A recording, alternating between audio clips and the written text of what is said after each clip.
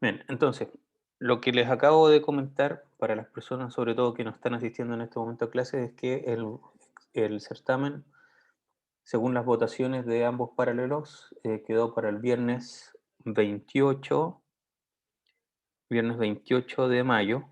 Em, el certamen tiene una dificultad equivalente a la que tiene en modo presencial y ahí mucha gente terminaba mucho antes de la hora y media, que era el bloque que teníamos. Aquí la dificultad es que igual yo les pido que lo escriban, ojalá bien, eh, para que quede claro. Entonces ahí, a ver, a mí me gusta LaTeX, sobre todo si hay que hacer cosas con matrices o cosas así. Creo que les facilita la vida. Eh, pero no sé si obligarlos a hacer un LaTeX. Eh, ya. No, son poquitos, yo creo que les va a ser más fácil la vida si lo escriben, pero tienen que quedar claro porque, o sea, van a tener que dibujar algunas cosas y, y ahí a veces yo creo que es mejor que estén dibujados en formato digital porque quedan bien alineadas, todo ese tipo de aspectos y no se pierde nada, digamos, o sea, no hay como muchos espacios a errores. Entonces, les recomiendo que lo resuelvan en látex. Ahora, si alguien le da mucha lata o no tiene mucho tiempo, igual no hay problema con que suba una imagen, una foto de lo que escriba, pero ahí ojalá que quede súper claro lo que están haciendo. Eh, y como no todo el mundo tiene todos los bloques libres el viernes, creo que lo más sano y sensato es que dejemos entonces el, el certamen disponible de las 2 de la tarde en adelante por 6 horas, eso quiere decir hasta las 8 de la noche. En cuanto lo tengan listo, tienen que subirlo a aula, como voy a habilitar como si fuese una tarea, y luego con eso yo reviso entonces lo que realizaron. Pero eh, si lo hacen en papel y toman una foto, yo creo que en una hora deberían estar listos, máximo hora y media. Y si lo hacen en formato digital, que para mí es mejor, máximo deberían demorarse 2 horas, yo creo. Así que eso. Igual yo les voy a pasar el archivo LaTeX de base, el del enunciado, al igual que el PDF, como enunciado para que tengan ambos. Y si quieren contestar en LaTeX, que ojalá así sea, toman ese LaTeX que yo ya les voy a enviar de base y contesta sobre él. Así que eso sería. Eso con respecto al certamen. Em, para que, bueno, a todo esto tampoco me metí a aula para ver si los podía inscribir a todos automáticamente a esto de los foros, porque no tiene ningún sentido que escriba esto en los foros y que luego nadie lo pueda ver, porque a nadie le llegue un email, porque es como estúpido justamente eso, o sea, no se cumple ningún objetivo. Así que eso sería. ¿Alguna duda con respecto entonces a la evaluación?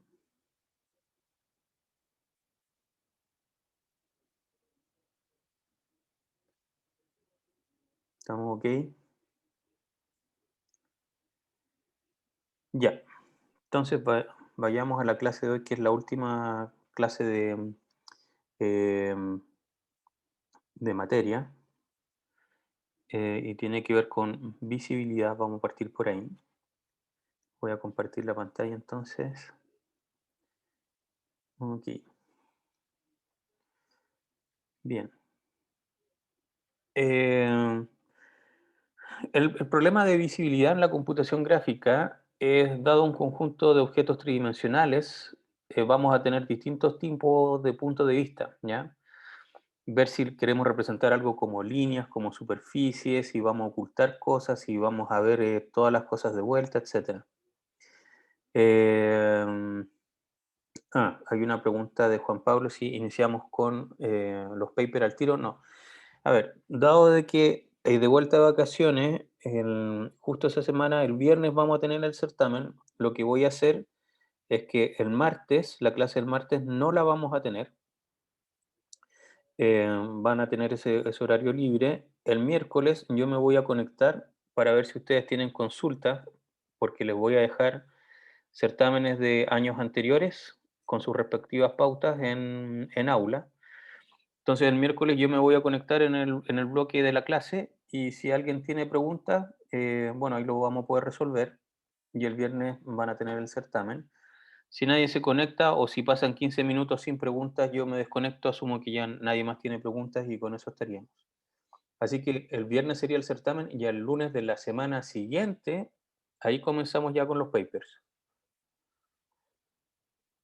Eso quiere decir que, o sea, sería el 28 el certamen, dijimos. Por lo tanto, perdón, el 28, por lo tanto, el lunes 31 de mayo partiríamos ya con papers. Eso es lo que es en nuestro calendario. Bien, entonces, volviendo a la clase, eh, claro, nosotros tenemos en la cabeza esto, que para nosotros se puede ver como un cubo.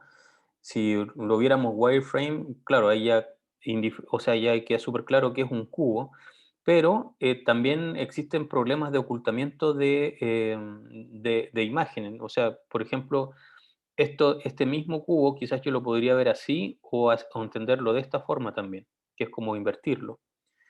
Entonces, una de las cosas muy relevantes son los algoritmos de eliminación de superficies y líneas escondidas. Entonces, los algoritmos que resuelven este problema lo enfrentan en el espacio objeto o precisión objeto. En los cálculos están involucrados polígonos, requiere de punto flotante exacta, y o bien en el espacio imagen o precisión imagen y muestra la visibilidad de píxeles y usan una precisión entera.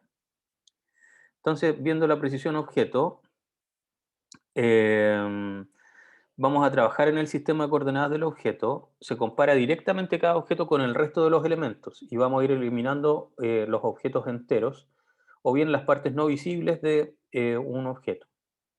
Entonces el algoritmo es súper simple. Para cada objeto de la escena, determinar qué partes del objeto se ocultan por otro y por sí mismo, y dibujar las partes visibles del color apropiado. Entonces, dado que cada objeto se compara con el resto, su complejidad es n cuadrado, y la intersección entre polígonos es la operación más compleja. Este tipo de algoritmos no dibuja, se requiere de otro paso o otro algoritmo para transformar las partes visibles en mapas de píxeles. Precisión imagen, en cambio, vamos a trabajar en el sistema de coordenadas de la imagen. Aquí se determina cuál de los n objetos es visible en cada uno de los p píxeles de la imagen. Entonces ahora el algoritmo va a ser para cada píxel de la imagen determinar el objeto más cercano al observador y que intersecta con el proyector que pasa por el píxel. Luego dibujar el píxel del color apropiado según el objeto que sea el que esté más cercano. Entonces esto va a tener una complejidad de n por p, donde n van a ser los objetos y p va a ser la cantidad de píxeles que tenga que considerar. Y la operación más compleja corresponde a la intersección de la recta con el objeto. Entonces, entre ambos tipos de precisiones, en el algoritmo que están en la imagen tenemos el Z-buffer, el A-buffer y el raycasting. Y los algoritmos de precisión objeto tenemos el algoritmo del pintor, árboles BSP y ordenamiento según Z, que vendría a ser según la profundidad. Entonces veamos el Z-buffer, que es un algoritmo bastante simple y que está en el espacio imagen. Es muy simple de implementar, ya sea por software o por hardware. Requiere un buffer para los colores de los píxeles y un buffer que va a ser el Z-buffer para almacenar la coordenada Z actual.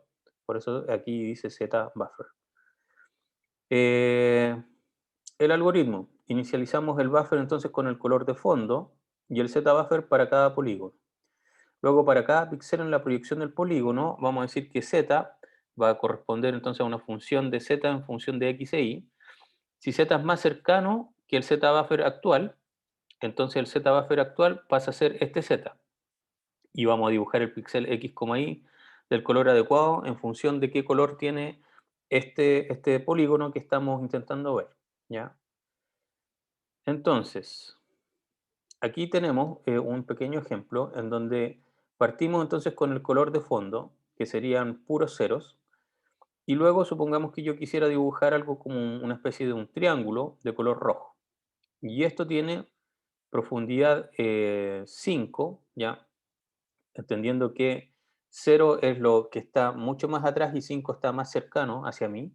Y por lo tanto ahora es como si trabajara con matrices y me voy quedando con lo que esté más cercano a mí, que es lo más grande, ¿ya? Entonces ahí generaría como esta imagen que está acá, y esto sería el fondo, ¿ya? Y esto recordemos que son píxeles. Estoy intersectando con objetos y del triángulo me quedaría con estos que están acá. Luego, si quisiera ver otro triángulo, por ejemplo, pero que no tiene una profundidad constante en Z, entonces aquí yo ya tengo que empezar a jugar e irme quedando, voy a ir cambiando siempre y cuando el nuevo objeto tenga una profundidad mayor, que significa que está más cerca de mí. Entonces, por ejemplo, aquí entre el 3 y ese 5 me sigo quedando con el 5, entre el 4 y el 5 me sigo quedando con el 5, entre el 3 y el 5 me sigo quedando con el 5. Ah, no, perdón. La regla que estamos ocupando es que el nuevo va a tener prioridad sobre el anterior. Entonces, como este es el nuevo, aquí hay un 5 y aquí también tenía un 5, me voy a quedar con el nuevo, ¿ya? Igual eso va a depender de la implementación nomás. ¿Qué hacer en el caso de igualdad? Porque cuando estamos hablando de que algo es igual, en realidad se están intersectando, pero yo no le puedo dar, entre comillas, dos colores al mismo píxel o colores de objetos distintos al mismo píxel, porque estoy trabajando en esa parte que es completamente discreta. Aquí tengo un 5 y un 4, me quedo con ese 5 y así continúo calculando, ¿ya? Eh, entonces, con esta idea, que tengo que conocer la profundidad en Z de cada una de las componentes, de cada uno de los píxeles, por así decirlo, de la imagen, eh, puedo generar esto que va a ser entonces el resultado final de mi Z-buffer. Las ventajas es súper simple de implementar, no requiere de ordenamiento, la complejidad puede ser ilimitada de la escena, es decir, puedo tener tantos objetos como yo quiera. Y las desventajas, bueno, requiere de buffers, que eso implica memoria, gasta tiempo dibujando objetos ocultos, es decir que, por ejemplo, en este caso, aquí dibujé varios de estos 5, los pinté entre comillas dentro de la pantalla y finalmente estos 5 que estaban aquí, que sería S, S, S, S y S, se perdieron. Así que utilicé tiempo dibujando cosas que finalmente no se van a ver. También, en todos los ceros que dibujé en un comienzo, todos estos que ya no son ceros se perdieron. Y perdí tiempo dibujándolos porque finalmente no iban a estar. También, lo que ya les adelanté, tenemos problemas de precisión en Z. ¿Qué pasa cuando los números son iguales del objeto que tenía dibujado anteriormente y el nuevo? Ahí voy a tener que tomar una decisión, no me puedo quedar con ambos. Y por último, no maneja transparencia, ¿ya? Porque en el fondo no puedo tener un píxel que en el fondo diga, no sé, mi valor en Z es nulo o no existe en Z, no sé. Así que, y esto se refiere sobre todo relacionado a la clase que tuvimos ayer con la iluminación, cuando nosotros queremos ver que un objeto es relativamente translúcido y va a afectar entonces el color de los objetos que están detrás de él. Pero esos objetos no van a ser, no, o sea, justamente no los voy a estar pintando del color original que tenían. Entonces, eso yo no puedo almacenarlo en función de un píxel para un objeto que es translúcido. El A-Buffer es un algoritmo que varía a lo anterior. Y para implementar este algoritmo se adiciona una estructura de datos, que es una lista que mantiene un enlace con todas las superficies que contienen el punto. Es decir, voy almacenando todos los zetas que ya dibujé hacia atrás y yo podría entonces, en este caso, cuando los tengo almacenados, porque en el caso del Z-buffer yo los pierdo, cuando los tengo almacenados ahí podría determinar quizás cuál es el valor del color resultante en ese píxel. Pero por supuesto que vamos a aumentar el costo. El raycasting es una técnica que permite encontrar los objetos visibles utilizando rayos de luz. que van desde el observador hacia la escena. Sentido inverso del rayo de luz proveniente de la escena hacia nosotros. Los rayos pasan a través de cada píxel de la pantalla. De las intersecciones resultantes se elige aquella que sea más próxima al observador y el píxel se colorea con el color del punto intersectado. Entonces aquí tenemos el algoritmo. Vamos a recibir como parámetros en nuestra función la cámara, la escena, el ancho, el alto. Entonces vamos a partir con una imagen que va a ser una nueva imagen por las dimensiones de ancho y alto. Luego voy a ir barriendo a lo largo del ancho y voy a ir barriendo a lo largo del alto de esta imagen. Voy a crear un rayo a través del píxel utilizando la cámara en la posición I, J. ¿Ya? Voy a decir que voy a crear un punto que va a corresponder a la intersección y vamos a encontrar la intersección rayo-escena. Entonces vamos a finalmente almacenar que lo que va a quedar en la imagen, en la posición I, J, va a ser el color del punto, ¿cierto? Que fue el que correspondía a la intersección. Entonces tiramos un rayo, vemos con quién choca primero dentro de nuestra escena, que eso vendría a ser esta función de aquí, encontrar intersección, que claro, esta es la parte difícil de la implementación de nuestro algoritmo, pero cuando yo ya determiné con quién chocó primero, entonces ya basta con encontrar su color y puedo asignarle a un píxel que está en el rango del ancho y del alto de nuestra imagen, cuál es el color que le debo asignar. ¿Ya? Entonces, es necesario determinar la intersección de un rayo con los objetos de la escena. Ahí tenemos modelos sólidos que utilizan esferas, cilindros y superficies, que sería plano, triángulo, polígono. Los rayos son líneas paramétricas definidas por un origen, un P0 y una dirección D. ¿Ya? Y la ecuación del rayo es P en función de T, donde T es el parámetro que hemos aprendido a utilizar en muchas cosas de la computación gráfica cuando estamos trabajando con rectas y segmentos. Y va a ser simplemente el origen más el parámetro en función de la dirección que tengo para este rayo. La intersección con las esferas. Ya tiene un centro que va a ser C sub X y Z, un vector Q que nace desde el centro, que va a definir naturalmente el radio de esta esfera, y cada punto de la esfera satisface esta ecuación, que el radio en el fondo menos el centro, eso al cuadrado, menos r cuadrado tiene que ser igual a cero. ¿Ya? Eh, Perdón, donde R es el radio, el Q era un vector que nace desde el centro y tiene que llegar al punto que quiero determinar. ¿Ya?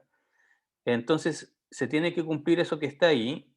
Si recordamos la ecuación entonces del rayo, es esa que está ahí, sustituimos y al final sustituimos el punto Q, ¿cierto? Eh, y con eso podemos determinar que vamos a determinar un cierto D sub P, vamos a obtener esta relación cuando ST va a seguir siendo nuestro parámetro, que típicamente podría estar entre 0 y 1. Y aquí vamos a tener distintas soluciones para T, ¿ya? Eh, con dos soluciones con T sub 1 menor que T sub 2. T sub 1 corresponde al punto donde el rayo entra en la esfera y T sub 2 corresponde al punto donde el rayo sale de la esfera. Entonces, en función de eso, yo puedo saber cuándo estoy dentro y cuándo estoy fuera. Y con eso voy a determinar entonces a quién estoy chocando primero. También se puede desarrollar esto con respecto a cilindros, planos y triángulos. Ok. Eficiencia entre un 75 y un 95% del tiempo es dedicado a intersecciones en una pantalla de 320 por 240 píxeles, o sea, algo que es ridículamente pequeño hoy en día, y una escena de 20 objetos, estoy haciendo 1.536.000 test de intersecciones. ¿Ya? Eso teniendo 20 objetos y esta resolución que es bastante pequeña.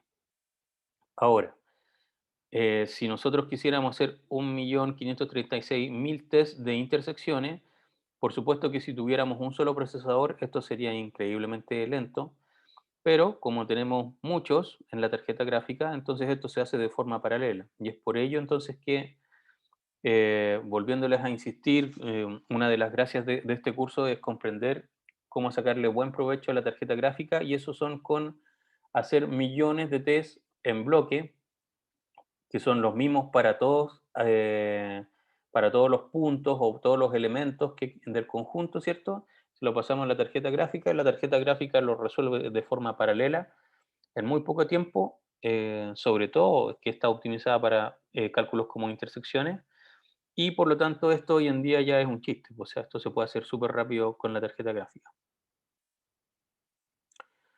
Otras cosas que tienen que ver más con el punto de vista del algoritmo, tenemos el algoritmo del pintor, y la pregunta es cómo dibuja un pintor una escena, ¿ya?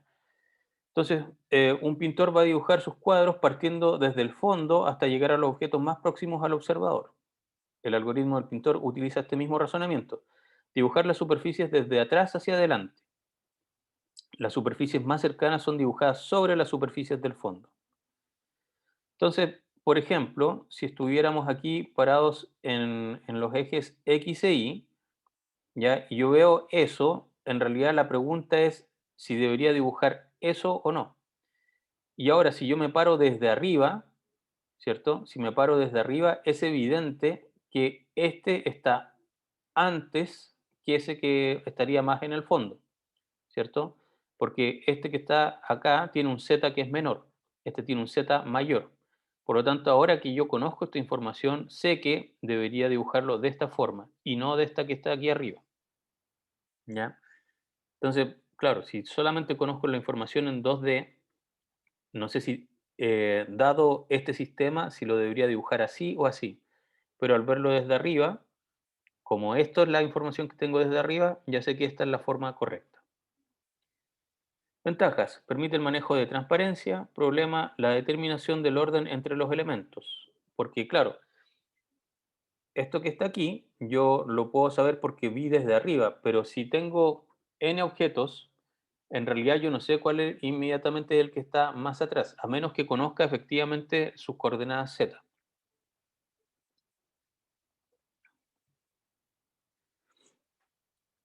Ok. Y están los árboles BCP. Este algoritmo es... Juan Pablo dice si este algoritmo solo se aplica en 3D. El del pintor, o sea, este algoritmo del pintor, en realidad, si es que yo conozco las tres dimensiones, en realidad es trivial saber cómo lo debería pintar, porque en el fondo yo ya tengo la información de profundidad. Pero cuando yo estoy desarrollando esto, o sea, si es que no tengo la información de Z, ¿ya? Entonces caigo en esta ambigüedad.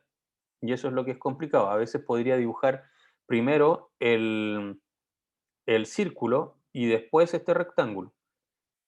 Entonces me quedaría así, cuando en realidad, si yo tuviese esta información, debería haberlo pintado de esa forma que aparece ahí. Entonces, la determinación del orden entre los elementos es la que empieza a ser un poquito más difícil, porque también lo que puede ocurrir es que aquí estamos perfectamente alineados, ¿cierto? Eh, entonces, ¿qué pasa, por ejemplo, si es que el Z mayor de acá esto podría estar como inclinado, como así, ¿ya? No alineado con XZ.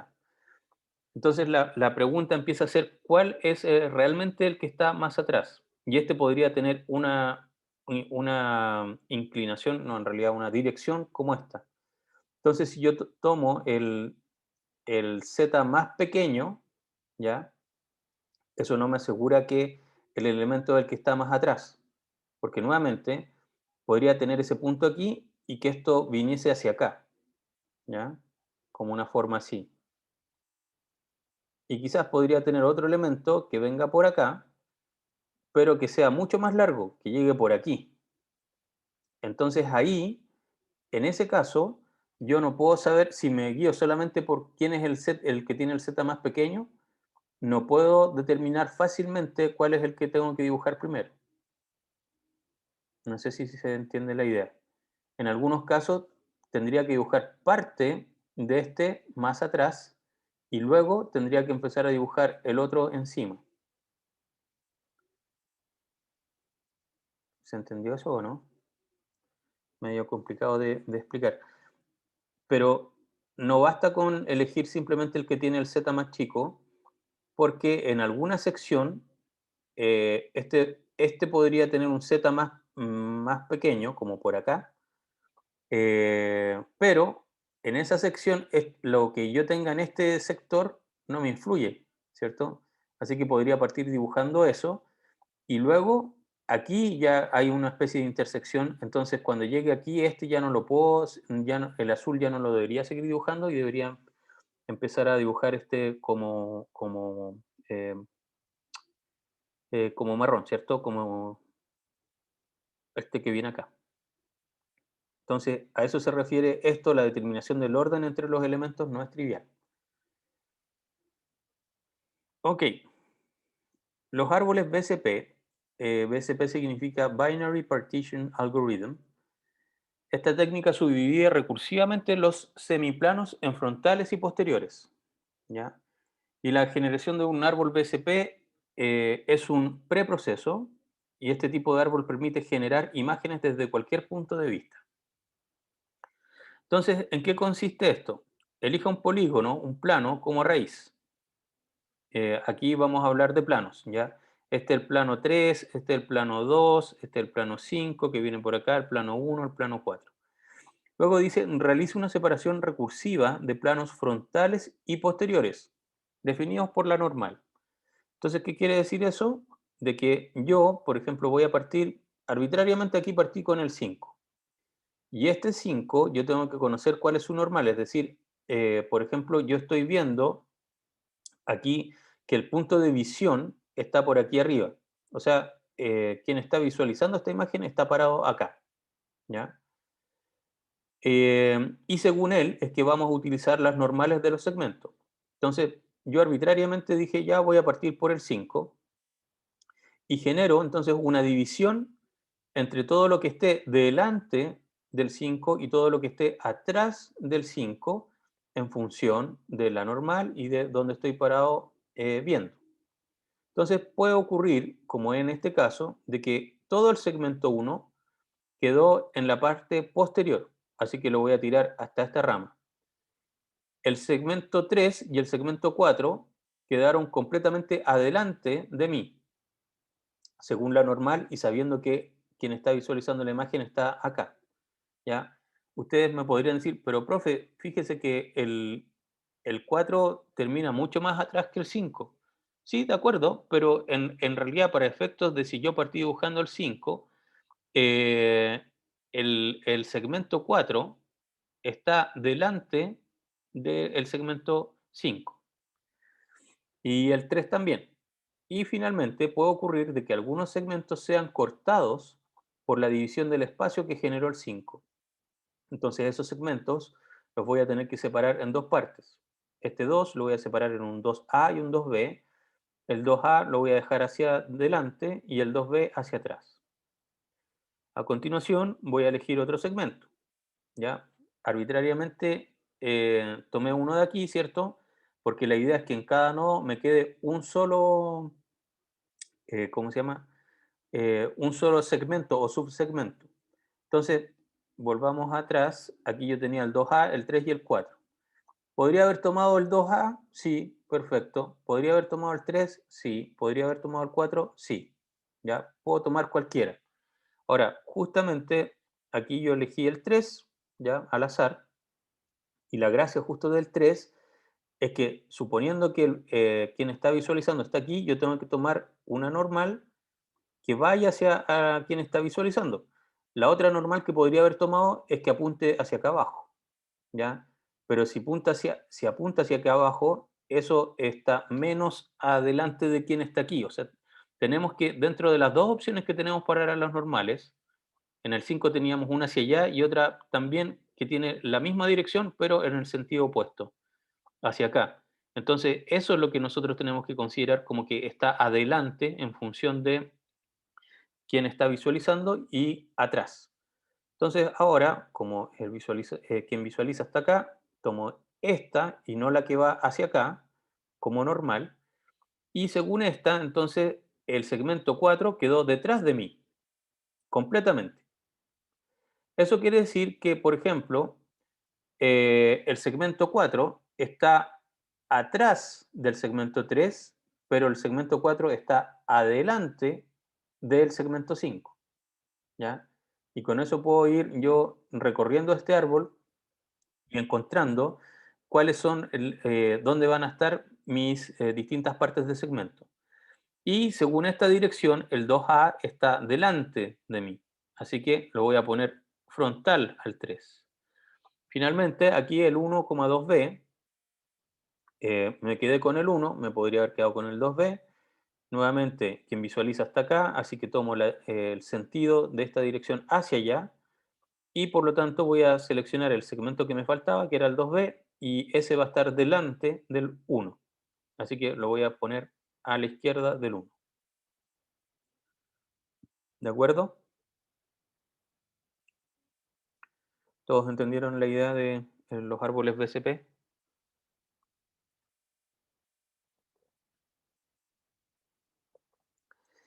La gracia de los árboles BCP no es solamente visualización. Esto permite tener un ordenamiento de secciones ¿cómo se llama? De un conjunto de operaciones que necesitamos realizar computacionalmente. Eh, Cuando tenemos que separar por espacios, en el fondo. Eh, Así que es una herramienta bastante útil.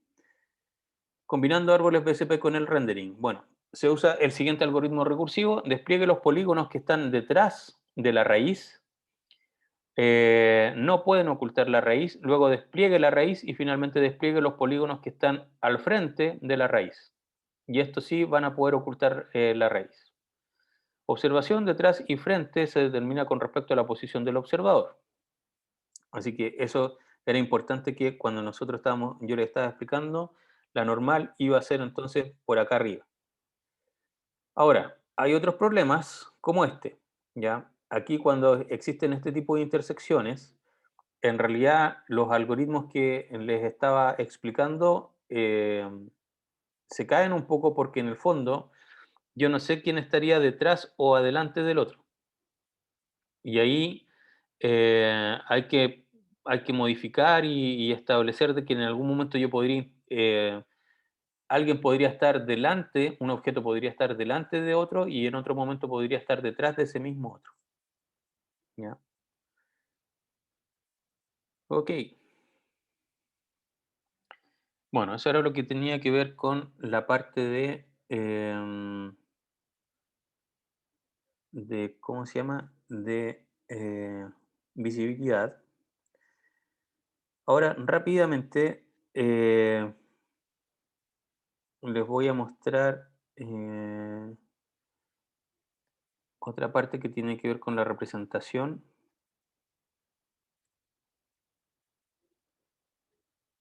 Acá, que sigue un poco la misma idea de lo anterior. La pregunta, y esto ya se lo he ido respondiendo y contando un poquito a lo largo del curso, sobre las representaciones de objetos tridimensionales. Nos interesa saber cómo lo podemos hacer de forma rápida, automática, eficiente, etcétera, ¿ya? Manipular objetos tridimensionales, conocer sus relaciones topológicas, vecindades, aplicar un cierto algoritmo X. Ahí entonces tenemos la representación de un objeto tridimensional. Si este es el wireframe, ¿cierto? Yo podría entender este objeto de distintas formas, como lo acabamos de ver. Y para ello ya empezamos a jugar con esto, con las mallas geométricas, que son cosas que ya les había mostrado en clases anteriores. Por ejemplo, aquí yo tengo una representación a través de puros triángulos de una pieza mecánica.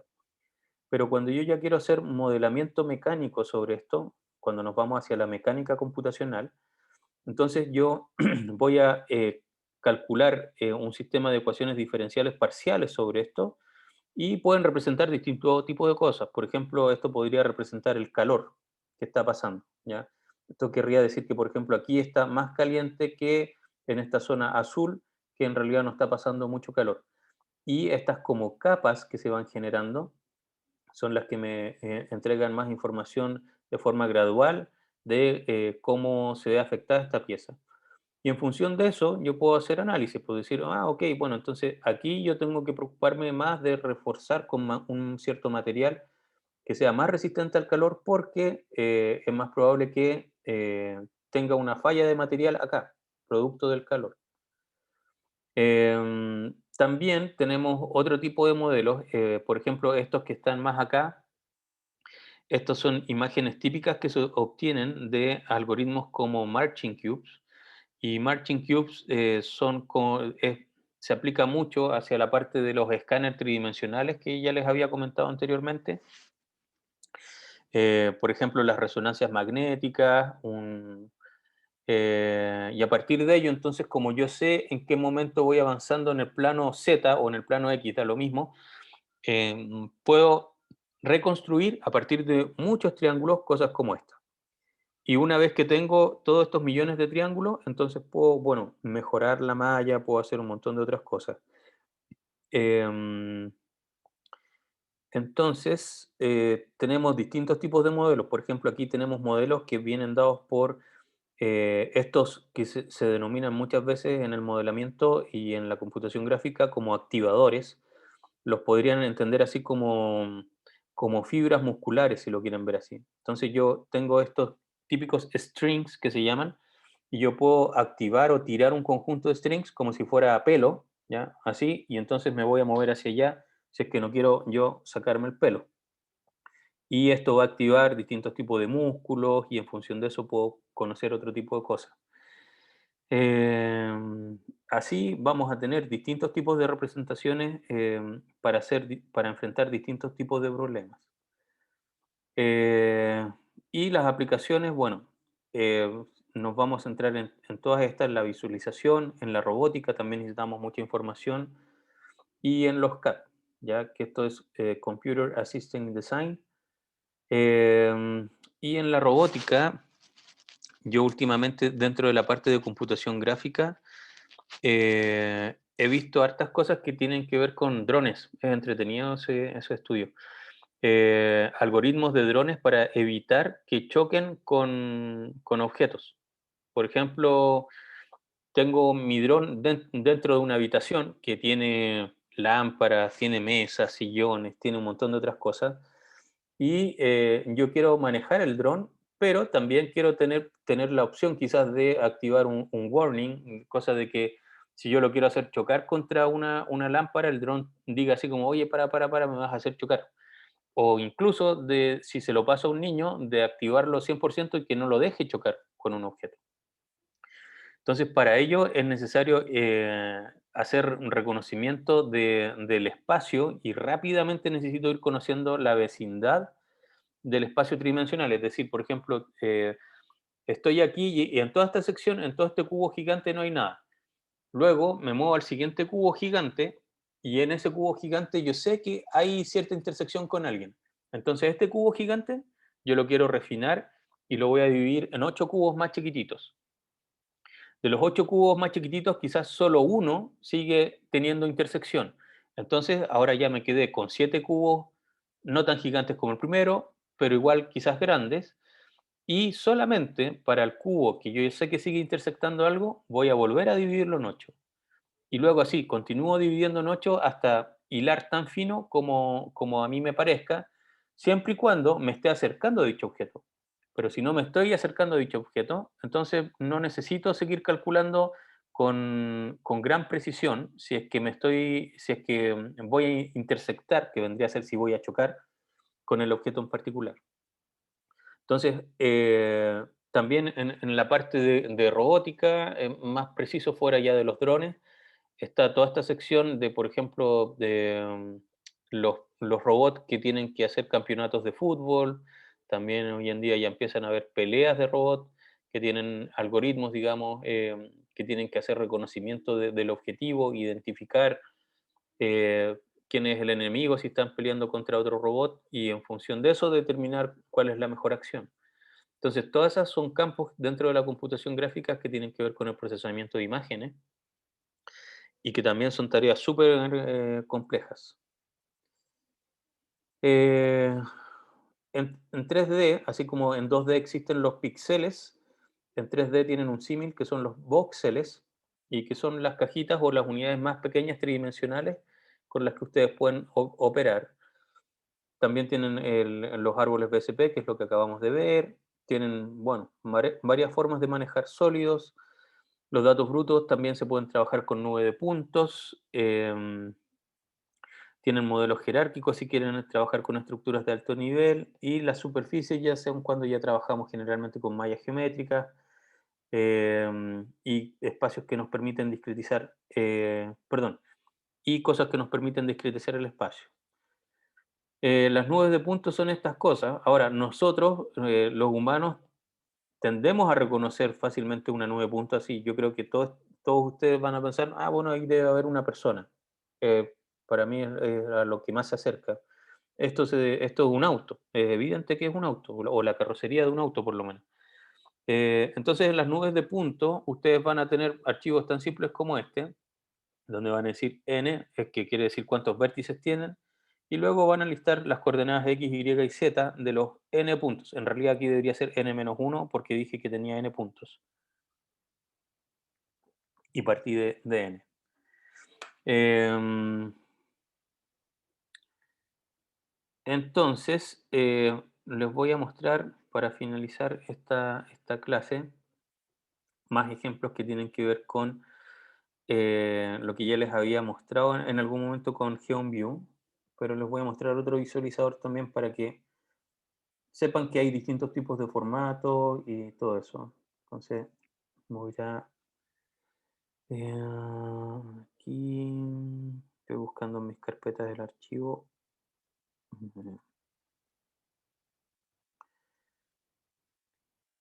Data, ok. Entonces,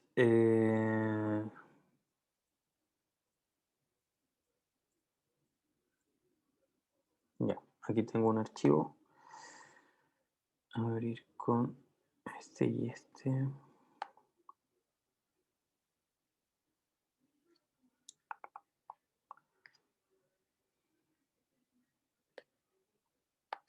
Bien, entonces les voy a compartir mi pantalla de nuevo. Vemos todo esto al tiro mejor. Bien, entonces aquí tienen, por ejemplo, estos son archivos de texto. Aquí hay un cierto archivo que se llama, que tiene una extensión que la llamamos M3D, ¿ya? Y si se dan cuenta, aquí está diciendo que voy a tener un arreglo de nodos que los voy a manejar como si fueran strings. Luego dice cuántos vértices va a tener esto. Este formato en particular se utiliza en algunas simulaciones mecánicas, por lo tanto aquí, si se dan cuenta, hay puros unos. Para quien interpreta este archivo de texto, los unos significa que son puntos que son inamovibles. Los que tienen un 2 al comienzo significan que tienen un grado de libertad, es decir, se puede desplazar en uno de los ejes, X, Y y Z. 3 significa que tiene 2 grados de libertad y 4 significa que ya es completamente libre y se puede mover en los 3 ejes al mismo tiempo. Entonces, aquí yo tengo esa especificación y luego están ahí mis, ¿cuántos dijimos? 12.986 vértices que tiene esta malla. Y luego en algún momento aquí, chic, chic, chic, están los elementos, ¿ya? Ahí me pasé, acá. Entonces ahora estoy diciendo que voy a tener un arreglo, ¿cierto? Que también va a ser de strings, pero estos van a ser mis elementos. Y tengo en esta malla 28.147 elementos. Nuevamente, en este formato tenemos algunas letras, por ejemplo, H significa que es un hexaedro, y a continuación de un hexaedro tienen que venir 8 índices que corresponden a los vértices de dicho hexaedro. En particular, este hexaedro tiene los vértices 0, 1, 2, 3, 4, 5, 6, 7, ¿ya? Que van a ser el primer nodo que estaba en esta lista anterior, el segundo hasta el séptimo, o sea, perdón, hasta el octavo. Así puedo reconocer las coordenadas. Se las tengo que pasar en este orden, porque ojo que si yo llegara a hacer algo así, por ejemplo, 0, 1, 3, 2, acabo de dar vuelta una malla. En el fondo, el orden va a importar porque la cara de abajo estaba compuesta por el vértice 0, 1, 2, 3. Y ahora me quedó con el vértice 0, 1, 3, 2. Entonces me va a quedar como una especie de X o como de, ¿cómo se llama? De reloj de arena. Y por lo tanto, en este tipo de formato, yo tengo que ser consistente conmigo mismo, ¿ya? Tengo que ser capaz de darle siempre en el orden que corresponda, digamos, la información para que quienes se encargan de visualizar esto o bien de, ¿cómo se llama?, de hacer estudios mecánicos sobre esto, si yo le paso mal los índices, por supuesto que esto va a arrojar cualquier cosa. Y luego en este formato vienen tres constantes, que estas tres constantes se utilizan, perdón, son tres variables, pero estos tres DAOs se utilizan en elementos finitos en particular, y así yo puedo, con estos tres números, si yo los varío, puedo distinguir cuando estoy trabajando con cemento de cuando estoy trabajando con gelatina, ¿ya? En función de estas cosas, quien las lee ya para trabajar mecánicamente, yo puedo decir, ok, este elemento se comprime harto o no tiene capacidad de compresión, o no sé, tiene ciertas propiedades mecánicas y con eso yo puedo realizar ciertos cálculos. Entonces, eso es por un lado. Por otro lado, yo tengo aquí otro ejemplo. Este es un archivo BTK. Em, ¿Cómo se llama? BTK venía, bueno, partió como Visualization Toolkit y hoy día se utiliza bastante a nivel general. Y hay muchos formatos dentro de BTK. Uno de ellos es este, que utiliza, por ejemplo, una grid no estructurada de datos, ¿ya? Nuevamente aquí voy a decir que voy a tener esta cantidad de puntos y esta malla, por si acaso, es igual que esta, pero son formatos distintos. Y aquí yo estoy diciendo que tengo esa cantidad de floats, que por supuesto, como estoy trabajando, ¿cómo se llama? Con una malla tridimensional, esto yo lo tengo que dividir por, o sea, voy a tener que tener esto por 3 cantidad de floats para ver cuántos puntos tengo finalmente. A ver si estamos bien, son 12.000, claro. Esto es la cantidad de puntos que voy a tener. eh, y entonces es esto por 3 floats en realidad los que debería yo ingresar. ¿Por qué? Porque tienen que ser las coordenadas X, Y y Z. Y aquí, por una cosa de espacio, se optó por decir aquí X, Y y Z del vértice 0, X, Y y Z del vértice 1, X, Y y Z del vértice 2, X, Y y Z del vértice 3, etcétera, ¿ya? Y así continúo hasta escribir todos mis vértices. Y aquí, en BTK, luego lo que ocurre es que voy a decir que voy a tener, por ejemplo, 28.147 células. Y este número de aquí es para hacer una especie de checksum, si mal no recuerdo, que viene a ser la cantidad de enteros que hay de aquí hacia abajo. Si mal no recuerdo era eso. Entonces, aquí, si se dan cuenta, yo voy a anotar, en vez de como anotaba una H acá en este otro formato para hablar de un hexaedro, aquí voy a anotar la cantidad de vértices que tiene el elemento. Entonces, como tiene 8 vértices, naturalmente voy a estar hablando de un hexaedro y nuevamente tengo los 8 índices que corresponden entonces a lo que yo estoy visualizando allá, a los vértices que estaban aquí. Después de las células, si mal no recuerdo, bueno, mira, aquí se pueden dar cuenta fácilmente de que no hay puros 8. Aquí 5 significa que es una pirámide, 6 significa que es un prisma, 4 significa que es un tetraedro. Y si mal no recuerdo, esto además tenía más información. Oh, aquí está. Y luego, dado que en realidad en BTK yo puedo tener distintos tipos de elementos, no necesariamente un elemento que tiene 8 puntos es un hexaedro, podría yo tener elementos que tienen 10 puntos y ahí ya no me los puedo imaginar directamente. Entonces después yo tengo que decir, ojo, que el que tenía 8 puntos tú lo tienes que entender como un hexaedro. El siguiente que también tenía 8 puntos lo tendrías que entender como un hexaedro. Pero quizás de aquí venía otro que tenía 8 puntos y debería ser una cosa extraña, no sé, el elemento 19, que ya no es un cubo, no se tiene que entender como un hexaedro, sino que va a haber otro tipo de conexiones dentro de mi malla, por así decirlo, ¿ya?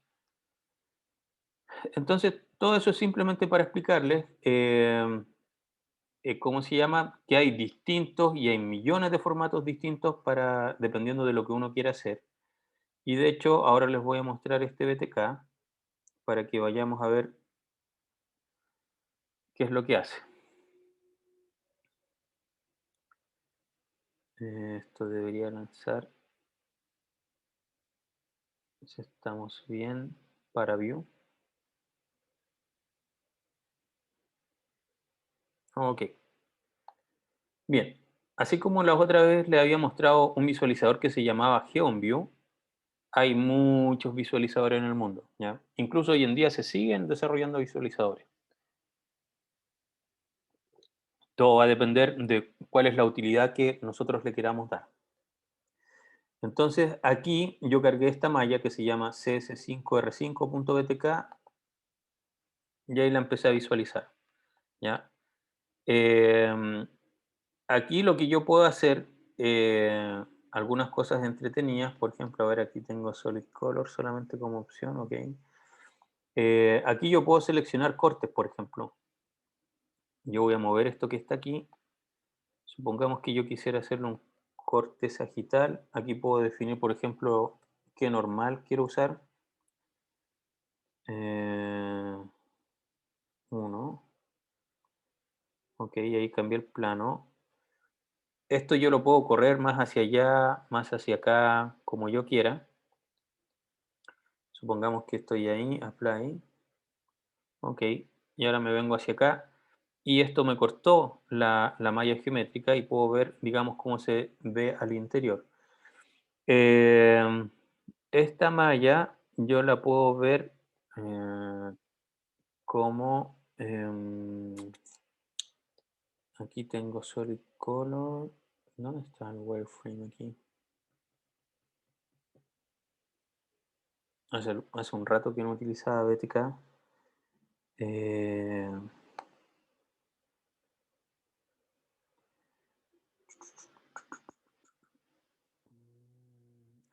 aquí está. Ya. Entonces, aquí yo estoy viendo una superficie. Aquí lo puedo ver como una superficie con arcos. Ya. Voy a desactivar el clipping, el corte. Fíjense que ahí dice clip. Y eso viene por clipping, que es de recorte. Yo definí un área de recorte.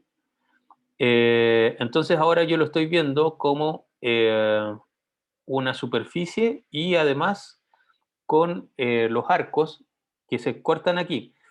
Ojo que aquí no significa que exista este triángulo dentro del espacio, sino que yo corté la malla, que aquí tenía hexaedros, tenía tetraedros, prismas y pirámides, las corté por un plano, ¿ya? Y las corté así duramente, es decir, que todo lo que corta por ahí se tiene que dibujar. Entonces, por eso se ven estas cosas chiquititas que son parte de una pirámide, por ejemplo, ¿ya? Y también esto, si yo quisiera, lo puedo ver como un wireframe.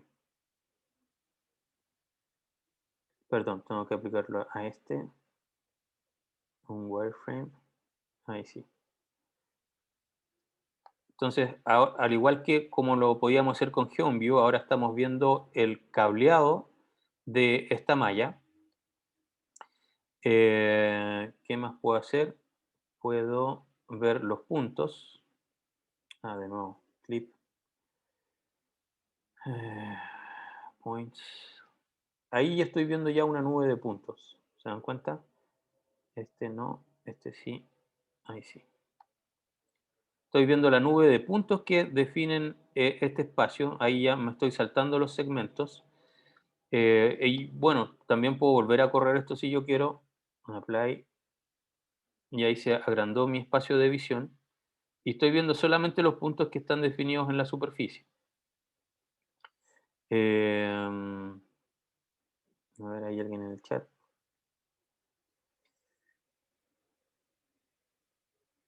Ah, bueno, Daniel, de todas formas, igual el video va a estar en, ¿cómo se llama? En YouTube, así que ojalá que con eso lo puedas ver más tranquilo, cuando BTR te funcione mejor. Ok, entonces puedo realizar este tipo de cosas y además, una de las gracias que tiene BTK es que yo puedo mezclar mallas. Por ejemplo, aquí yo puedo decir, ya, quiero también ver al mismo tiempo el original.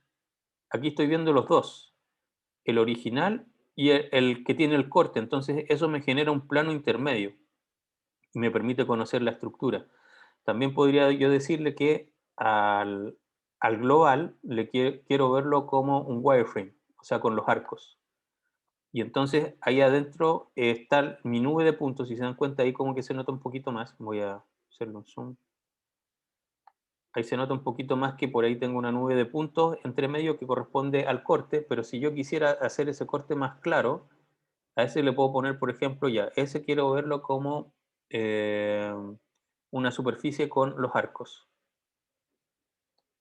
Y entonces, ahora estoy visualizando superpuesto la malla o el global como un wireframe y la otra la estoy viendo como con un corte sagital intermedio, entonces puedo realizar todo ese tipo de operaciones. Eh, Así que ese es el punto principal que tiene que ver con visualización.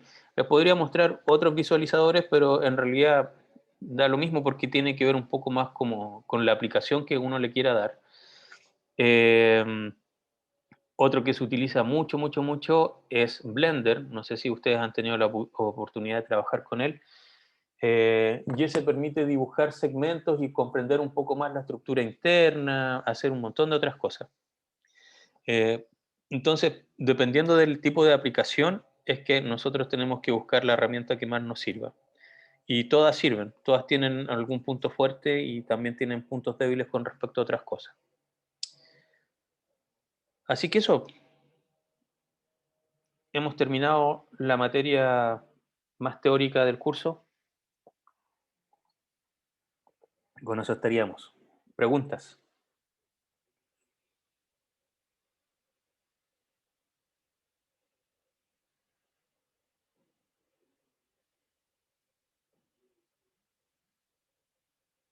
¿Estamos ok?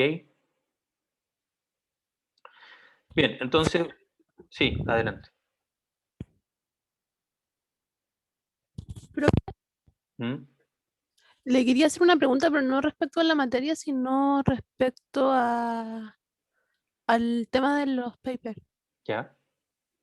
Que le mandé un mail, pero no sé si lo mandé al, al mail No, sí, correcto. sí, sí, sí. De hecho, tengo muchos de los emails de ustedes, los tengo ahí.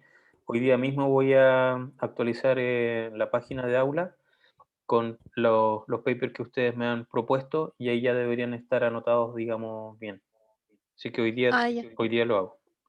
Ya, era para estar segura porque no sabía si ese era el mail correcto o no. Sí. Por si acaso, de nuevo, celos@inf.utfsm.cl. A ese correo me debería llegar sin problemas y si no lo respondo es porque todavía no lo anoto. A ver, entonces, para recordarles cómo vamos a funcionar con las evaluaciones y con lo que se viene. Estamos parados acá, ¿cierto? Hoy día terminamos las clases. Yo hoy día voy a actualizar la página de aula con los papers. Voy a subir certámenes de años anteriores con sus respectivas pautas. Luego definimos entonces que la evaluación va a ser el viernes 28 a las 14 y van a tener 6 horas para resolverlo. Esta semana, la semana del 24 de mayo, cuando volvamos de vacaciones, no vamos a tener clase el martes. Yo me voy a conectar el miércoles y va a ser para resolver dudas de si es que necesitan que les responda algo, que les aclare algo de la materia para enfrentar bien el certamen del 28. Y luego, la semana que comienza el 31 de mayo, ahí ya empezamos inmediatamente a trabajar con los artículos, ¿ya? Es decir, el martes 1 de junio ya es el primer día en donde deberían estar preparados para poder presentar el paper, ¿de acuerdo? Y de ahí todas las semanas vamos a continuar hasta que todos presenten su paper. De ahí ya no tenemos más clases. La idea es que se dediquen sobre todo al proyecto y si tienen dudas, me pueden escribir un email. Si es necesario, nos juntamos en los bloques de clase para resolver consultas, ¿de acuerdo? Y tienen hasta el último día del semestre para presentar el proyecto, que es de forma personal y para el cual tienen ya todos los links disponibles en la página de aula sobre cómo ir interactuando con OpenGL y cómo ir desarrollando todas las cosas que tienen que ver con el picking, que es este desplazamiento de los vértices, cómo cargar textura, cómo hacer todo ese tipo de cosas. Así que ahí estamos. ¿Alguna pregunta?